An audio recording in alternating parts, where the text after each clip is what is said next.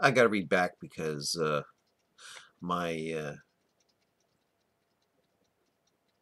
audio screwed up. Hopefully it doesn't do that again. But I notice it kind of screws up usually near the end of these things. Not all the time, but enough to be annoying. Oh well, I have to think about this way. At least since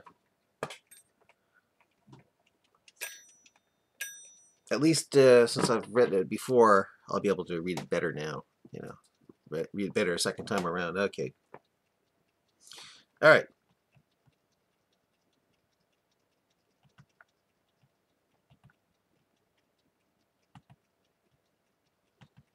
Let's see here.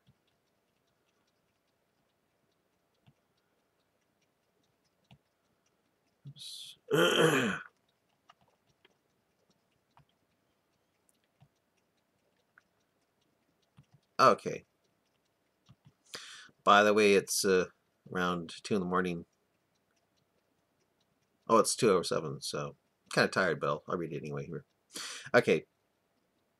Sally's teeth started chattering, and the two started walking back to the truck. As they walked back, Daniel pointed up to the night sky and said, "Can you believe that all that up there supposedly came out of something smaller than a proton?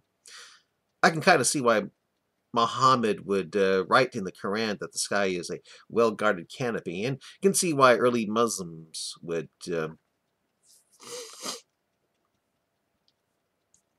fall for that when not having telescopes, if someone can believe all that came out of something smaller than a proton. And that's just half of it, being that the other is on the other side of Earth now. And all that is just half of it, being that the other, so the other side of Earth right now. On the other side of Earth now, yeah. Okay. Well-guarded canopy, asked Sally. What does that mean?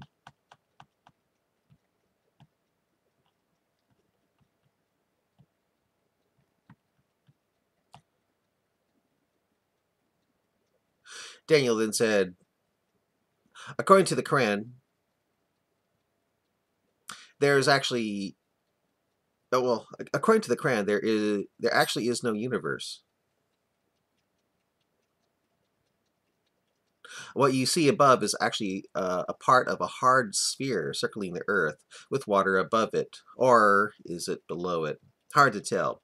But according to Mo, the sun and moon ride in, or swim in, depending on what you want to believe, the Quran or Hadith. Actually, in the Hadith, well, Al-Tabari, Muhammad says the sun and moon ride in a chariot, and that the sphere is a chariot made of water, held up over our heads by the power of Allah, so that, quote, none, not a drop falls, unquote. In the Quran, I can't remember if it says sphere or not, but in the Quran, in some English versions, the sky is said to be a canopy without any cracks and breaks in it, like a ceiling without blemish.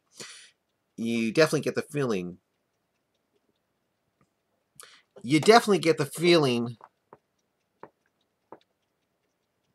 Um, Old Crazy Mo thought the sky was a canopy for sure, and that according to the Quran, if a part of the sky should fall, a non-Muslim would say that it's merely clouds. Would you say that if you saw a part of the sky falling? Sally had her head down as she walked. She looked up and said, "I don't think so." Daniel went on and said, again, in the Quran, it's a canopy of water held up by the power of Allah.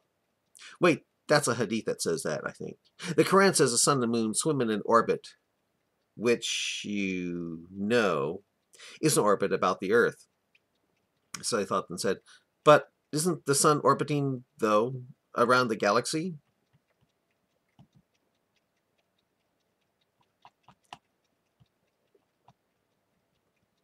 Sure, but according to the Quran, the sun is running to a resting place. And even if it is talking about the sun running to a resting place somewhere in the galaxy, well, where in the galaxy is the sun asking permission of Allah to rise over? Rise over what? Where is that throne the sun and moon prostrate under to get their luminosity? Salih mouthed loom, and Daniel went on and said, believe it or not, in the Quran,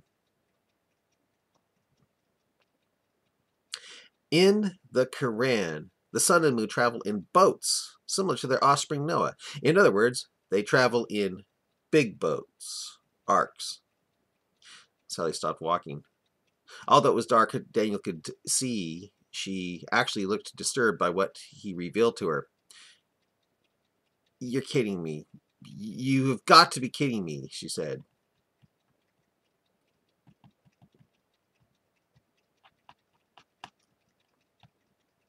If you don't believe me, I've got a Yusuf Ali Quran in my truck I can show you. In the Quran, on the internet, they have now, well, it's quite different. It actually sounds like it supports the notion.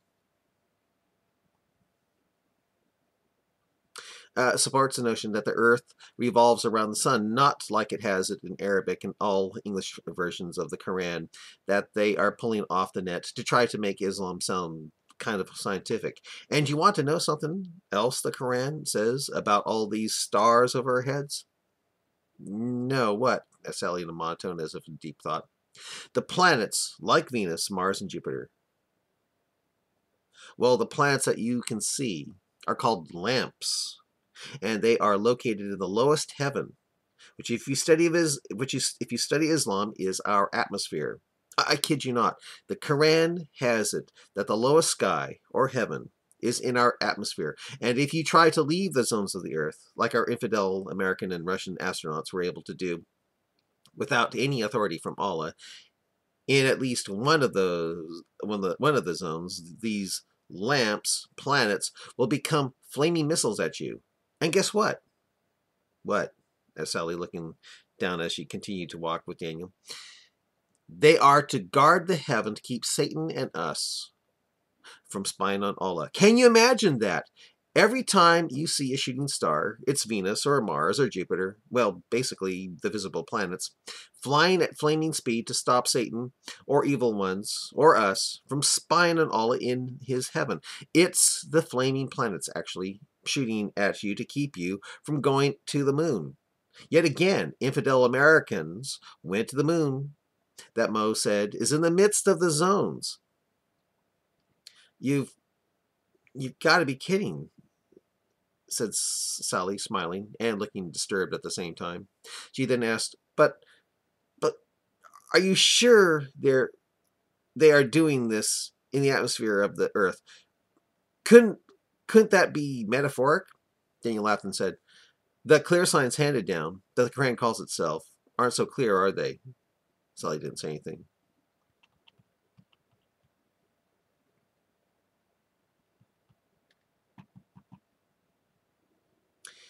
Daniel said, Muslims try to say that these 7 skies, or heavens, above us are zones that can't be reached. That the universe is only in the first zone, and not in our atmosphere like the Quran really has it. But again, Muhammad taught that the moon is located in the midst of the zones, which would place the moon outside the universe. Sally continued to walk and said, really? Daniel then said, according to Tabari, Muhammad said the sun and moon get their radiance by prostrating under the throne of Allah. That's how they get their luminosity. Do you think they get that someplace in the galaxy? No, you get the strong feeling that it's when they go down below the horizon, as if the sun ever truly moves when it comes to night and day. But according to Mo, the moon isn't as radiant as the sun because of where it prostrates under Allah's throne. Of course, if you study Islam, sounds like Mo says the sun and moon have butlers. I kid you not. Butlers that give them clothes of radiance. So it's hard which lie you want to believe from Mo. Mo says the sun gets the brightest clothing, of course. Oh, and in the Quran, all that stuff Mo says about clothes for the moon in the Hadith is contradicted as to why the moon isn't as bright as the sun. According to the Quran and, well, another Hadith, the reason why the moon isn't as bright as the sun is because an angel brushed off its radiance with its wings. That the moon used to be as bright as the sun until that happened. Isn't that just incredibly scientific? And yet there are people Sawing heads off for such a belief. Sally stopped walking. She then asked softly, "You're not lying, are you?" Daniel smiled and said, it really sounds stupid, doesn't it?"